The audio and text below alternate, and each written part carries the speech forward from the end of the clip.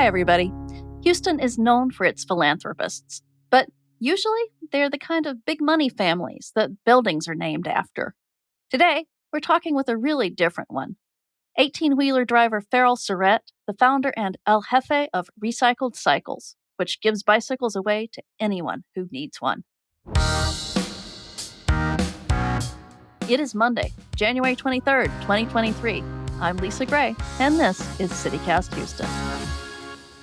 Ferrell, thank you for talking with us today. Oh, well, thank you for giving me the opportunity. Oh, I can't wait. So set me up here. What does Recycled Cycles of Texas do? What we do is we take used and unwanted bicycles, Mm-hmm. we refurbish them, and then we recycle them back into the underserved areas of the city. So you take messed up bikes, you fix them up, and you give them to people? That's it. That's it in a nutshell. We no matter the condition, Mm-hmm. no matter what they look like. I have roughly Yeah. 45 years of working on bicycles, so I have quite a bit of knowledge. And I took that knowledge and figured out a way that I could basically rob Peter to pay Paul. So you run over your bicycle Mm-hmm. and their wheels are bent and their frames bent. Well, rather than just throwing that bicycle away, you donate it to me. I take the tubes and tires and handlebars and grips and what have you off, put it in a milk crates, and then when another bicycle comes in that the wheels are good but the frame's bent, then I just use the parts from one to make another one that works. I love that. And you just give them away? How many bikes have you just given away? So basically, it's me Uh-huh. and my wife, and then I have two daughters. I have a 28-year-old daughter and an 11-year-old daughter. Uh-huh. So it took the four of us 4 years to give away 100 bicycles. Uh-huh. Okay, so at the end of 2022, I think the number was 1,120 bicycles in total that we have given away in the 10 years or 9 years. Wow. And what happens? Do people just show up when you announce a giveaway and you hand them a bicycle? So this past weekend Yeah. is the first event that we've ever done. This is something that we've Oh, an official. You don't usually do official events. no, normally we don't. This is our first official Yeah. pop-up event in 2023. We deemed it or we called it the Uh-huh. Have One, Leave One, Need One, Take One pop-up event at the Urban Flower. So basically, if you have a bicycle, you can come and drop it off, or if you need a bicycle, you can come and pick it up. They're free. I don't charge anybody for anything. You're not asking me to give you my income tax forms. You're not checking my citizenship. There's no age limit. No, nope. Usually people are pretty good. Yeah. Sometimes you can find people that try to take advantage of the system, and Yeah. that's just the nature of the beast, something that we've had to learn to deal with. But for the most part, you know, uh, we're going to take 40 bicycles or 37 bicycles out to the Urban Flower, and we're going to set them up. And when just word of mouth and social media, people are going to come in. Mm-hmm. If they need, a bicycle for their 6-year-old kid that's in training wheels, I got one. Yeah. If they need a big tire bicycle to go back and forth to the store from the bus station, I got you. That's how we do it. So wait a minute. If you don't usually do pop-up events, how do you usually give away bikes? Well, okay, that's another great question. Uh-huh. When I started, I Uh-huh. didn't know how to do it. I didn't know what to do, and so I would go to Discovery Green Park downtown, and I'd take two or three bicycles or four bicycles, and me and my youngest daughter would go there, and she would be playing in the park, and I would kind of just sit back, and I kind of felt like a creeper, because I would just kind of like watch the kids play. But you could see the families that were like in need, and then once I saw it, I'd go up there and I introduce myself to mom and dad and say, hey, Yeah. would you like a bicycle? And And this is not part of an event. You're just a guy coming up, crossing the grass with a bicycle. I was kind of using my daughter like Uh-huh. as an icebreaker. So you don't look like a complete creep. Yeah, exactly. And they always thought there was some kind of catch, and I would have to explain to them that there's no catch. the The only real, like, official catch sometimes is just to ask Yeah. if would you mind taking a photograph with you and the bicycle? And usually they're like Yeah. more than happy to, or their kid take a picture with the bicycle, and then they would, I just give them away. And so that kind of was so taxing to do it that way. Harder to give them away than to fix them up.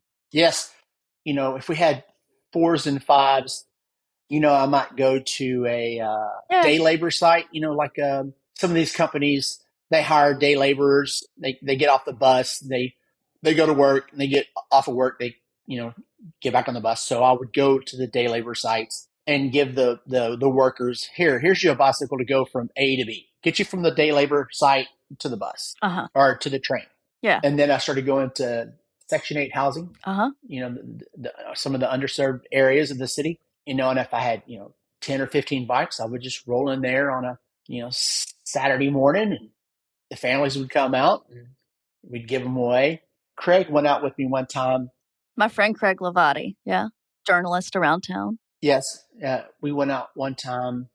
We did, I think it was 40 bikes. We went to the Yeah. homeless encampment under 59 over by Minute Maid Park. Uh-huh. And he had never been with me before, and he was kind of writing a story, and I was like, step to the side and just watch it. And we gave away the 40 bikes in like 3 minutes. Whoa. Yeah, just people just come out of the work.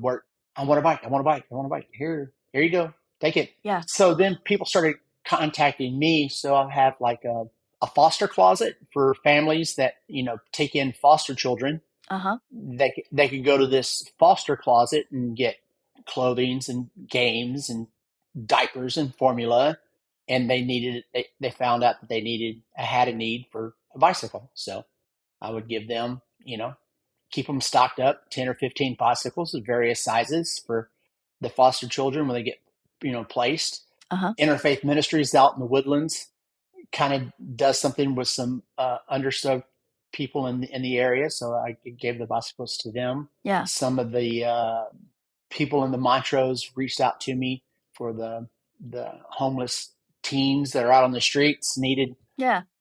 transportation. They would give the teens a voucher for a bus ride, but a bus ride is only good for so far. So I give them a bike, and they can go the final mile. This ad is brought to you by our sponsor, How to Buy a Home. 2022 has been one of the most crazy, difficult times to try to buy a first home. But great news, 2023 may be the year of the first-time home buyer. With a possible recession coming, buyers have more power, and there's less cutthroat competition, and homes may be about to get more affordable. So, if you haven't listened to the How to Buy a Home podcast, now's a great time. Host David Sidoni is an industry expert who's helped thousands of people all over North America buy their first homes, and he can help you too. He can even connect you with a great realtor who works with first-time homebuyers and actually cares about you. So, start planning today at howtobuyahome.com and make this the last year you rent. And find the How to Buy a Home podcast on YouTube and wherever you listen to podcasts. What got you into bicycles to begin with? When I was 8 years old, Uh-huh. there was a show called Any Given Sunday. It's a Dan Brown show. It's a very popular show. Yeah. The guy that did Endless Summer. So I'm sure people have seen this. But anyway, there was a little blurb in the show about MX bicycles. MX bicycles. And they took the old Schwinn Uh-huh. bicycle with the banana seat and the handle, and the ape hangers, and Yeah. they turned them in and made them look like motocross bikes, and they were racing them, in the dirt. So I had a Schwinn, and I talked to my dad and explained to my dad what I wanted to do. So we went to the neighborhood Handy Dan, which was a precursor to a Lowe's or a Home Depot, and he bought me a pair of handlebars and a smaller seat and some paint, and he said, here you go. So he gives me a wrench and some screwdrivers, and I disassembled the bicycle at 8 years old. I disassembled it, painted it, put it back together, and the following morning I wanted to ride my bicycle to school. Yeah. It was a couple miles away, and so I get up and put a wrench in my pocket, and I'm Oh, riding my bicycle to school, and it breaks down. So I have to fix, turn the bicycle over and fix it. And I ride a little bit, and it breaks down, and it breaks down. But it, you are it, 8 it years broke down. old. I'm 8 years old, Yeah. and but I figured it out, and I got to school, Okay. and then that led me on a course that I I just had bicycles in my life all the time. I didn't come from Yeah. the best of homes, per se, and so the bicycle was my magic carpet. I could get on a bicycle and I could escape my reality at home Yeah. until the street lights came on, and then I had to be back, right? Yeah. So I raced BMX bikes as a child. I raced mountain bikes in college. I've always had a bicycle, at least one bicycle, Yeah. in my proximity since I was a child. So my dad passed away when I was 30 years old. He was accidental death, but right before he passed away, we were sitting somewhere at a bar and we were talking, and a cousin or something like that was, they had gotten into motorcycles, and another cousin had gotten into riding horses, and my dad looked at me and he's like, son, he says, what is it about the bicycles? You've been you're doing this bicycles. You're 30 years old. You've been doing this bicycles this whole time. And I kind of explained to him about what happened when I was 8 years old. Yeah. I kind of lit the spark in my head about working on these bicycles when I was 8 years old. And I said, you're not going to remember it. But I rode my bicycle to school that morning. And he said, no, son. He goes, I remember it like it was yesterday. I was kind of perplexed. I said, really? He says, yeah. He goes, Uh-huh. like Paul Harvey used to say, and now you know the rest of the story. So my dad got up that morning, got in his truck, and he followed me to school. And I didn't know it. And every time my bicycle broke down, he would wait a little bit, and he said he opened the door and he was fixing to get out to help me, and I figured it out. And he'd get back in the truck, and I'd ride a ways a little bit further, and it'd break down, and he'd wait for me, and he'd open up the door, and he'd figure it out. And he says, by the time you made it all the way to school on time, when you're 3 or 4 breakdowns, he goes, I knew you were going to be able to figure things out. Uh-huh. And I was like, it's like, oh wow, man, that's kind of Wow. cool. I didn't know my Yeah. dad did all that. Oh, I love that. And so now you're kind of following along with people who need to bike. You're fixing up the bike and helping them out. Yeah, and so some of these areas that I go to they're pretty impoverished. Uh, Mhm. I give a bicycle. If I can give a kid a bicycle, no matter how old they are, if I give a kid a bicycle and he gets 10 minutes of enjoyment out of it, or he gets 10 days of enjoyment out of it, or he gets 10 months of enjoyment out of it, I gave him that 10 minutes or 10 days or 10 months of enjoyment that he didn't have to maybe think about what's going on in his real world. He was able to get on his own personal magic carpet and escape reality for a little bit. Oh, I love that. That was so good. You are so good at this, Ferrell. Thank you. Oh, well, I hope it comes out okay.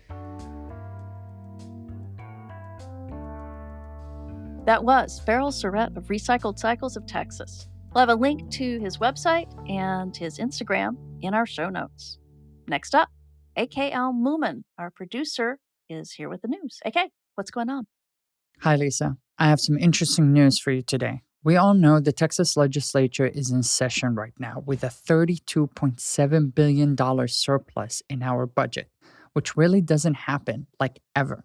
It seems our leaders, in their wisdom, are trying to use $15 billion of that money to trim homeowners' property tax.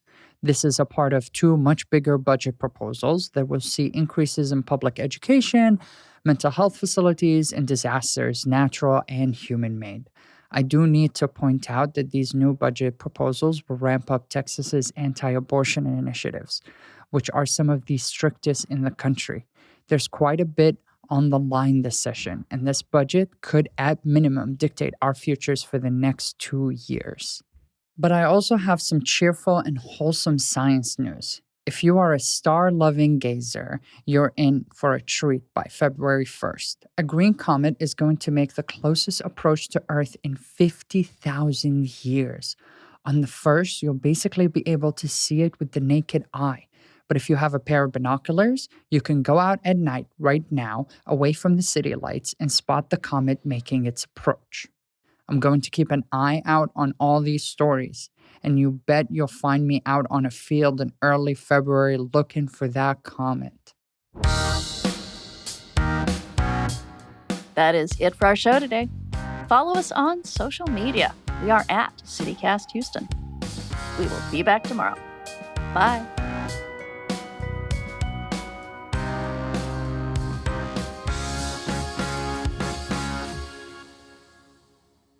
Let me do the whole thing. It was imperfectly perfect. Perfectly imperfect, something like that. It was a mess, AK, but you were being nice.